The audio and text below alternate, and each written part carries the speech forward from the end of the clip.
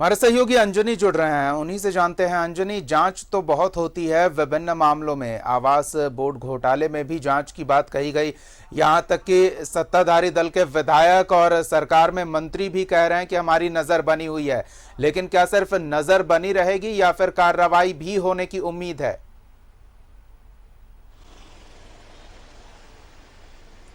देखिए दीपक, जिस तरह से आवास बोर्ड का जो मामला है बड़ा गंभीर मामला है।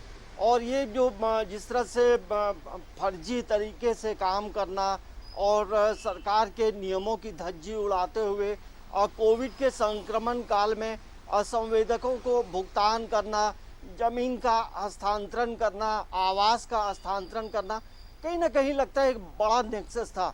अब सरकार के सामने तमाम चीज़ें हैं। एसीबी क्या करती है, एसीबी किस तरह तरीके से जांच कर रही है, क्या उनके फाइंडिंग्स है, तो ये तमाम चीज़ें जो है किसी एक व्यक्ति पे या एक जन नहीं कर सकता है। एक पूरा अब एसीबी मामले को देख रहा है, जांच की कई चीज़ें स्पष्ट रूप से सामने आई हैं। तो हमें लगता है कि अब कार्रवाई का वक्त हो गया है। इसमें दो बातें हैं, एक जांच किस तरह से चल रहा है, कार्रवाई क्या होगी, क्योंकि जो पूर्व के जो एमडी रहे थे वो 30 सितंबर 2020 में वो रिटायर हो गए। तो रिटायरमेंट के बाद किस तरह से कार्रवाई होगी, क्या आवास बोर्ड कार्रवाई कर सकता है। लेकिन अभी भी तमाम चीज़ें जो हैं हम कह सकते हैं कि पर्दे में है।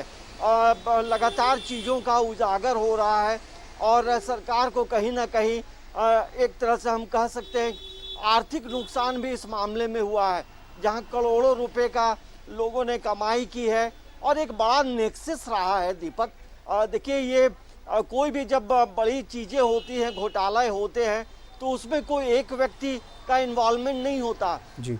उसमें सभी हम कह सकते हैं कि एक से बढ़कर एक एक्सपर्ट होते हैं। तमाम चीज़ों को नियमों को कैसे बदलना है, नियम के विरुद्ध कैसे काम करना है, क्या क्लॉज लगा के काम करना है, ये बड़ा देखिए जो एक्सपर्ट होगा वही कर सकता है। लेकिन जिस तरह से चीज़ें हुई हैं झारखंड आवास बोर्ड में, ये कोई छोटा मोटा मामला नहीं है। क्योंकि जिन्हें आवास मिलना है उन्हें आवास नहीं मिलकर अपने चहेतों को आवास दिलाना, जमीन का नेचर बदलकर दूसरा काम कराना, ये बड़ा अजीब मामला है। ये तमाम लोग जान रहे हैं। अब सरकार जो सत्ता में है, जेएमएम है, कांग्रेस है, आरजेडी है, तो ये जनता भी पूछेगी कि भाई आवास बोर्ड के मामले को लेकर सरकार ने क्या किया है। लेकिन जिस तरह से मंत्रियों ने कहा है कि कार्रवाई होगी, तो अब देखना भी बड़ा दिलचस्प होगा कि कार्रवाई आगे किस तरह की होती है, किस तरह के एक्शन होते हैं। लेकिन ये मामला जो है हम कह सकते हैं कि ये काफ़ी दिनों से ये चीज़ें चल रही हैं। क्योंकि आवास बोर्ड को आप देखेंगे तो ऑफिस तो बड़ा अच्छा है, लेकिन जिन्हें आवास मिलना है उन्हें आवास नहीं मिलता है। तो ये विडंबना है। क्योंकि देखिए किसी भी राज्य में जब आवास बोर्ड होता है तो राज्य में रहने वाले जो लोग होते हैं, और उसमें बहुत ऐसे भी लोग हैं जिनकी कमाई बहुत ज़्यादा नहीं है, तो वैसे लोगों को भी आवास मिलता है। लेकिन इन चीज़ों को दरकिनार करते हुए जिस तरह से एमडी और जो एई हैं, ये तमाम लोग जो हैं कहीं ना कहीं बड़े घोटाले करके, और सबसे बड़ी बात तो ये है कि इसमें जिस तरह से बताया गया है, जांच में पाया गया और फर्जी तरीके से काम ज़्यादा किए गए हैं। तो ये एक बड़ा सवाल है। और आवास बोर्ड का काम होता है लोगों को आवास देना, उसमें अलग अलग कैटेगरी के आवास होते हैं।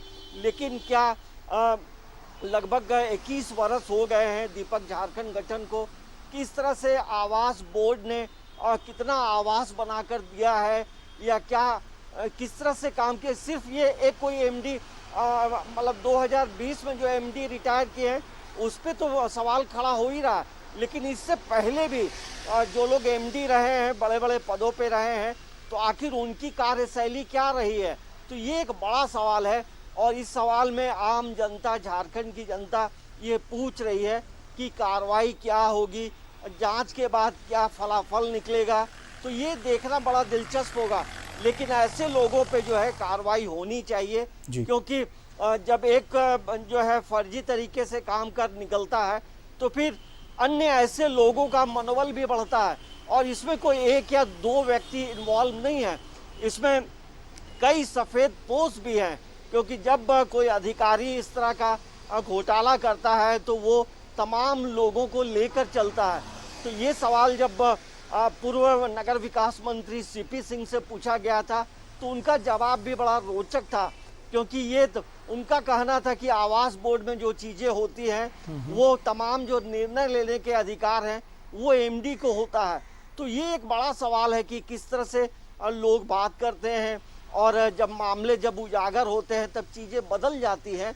लेकिन कुल मिलाकर ये ज़रूर कहा जा सकता है कि इस तरह के जो घोटाले हो रहे हैं उससे जहां सरकार को नुकसान हो रहा है, जिन्हें वाजिब तौर पे जिन्हें आवास मिलना है वो वंचित हो जाता है, और अपने चहेतों को ज़मीन देना, आवास देना, ये अधिकारियों की पूर्व एमडी का बड़ा माहिर आदमी रहे हैं।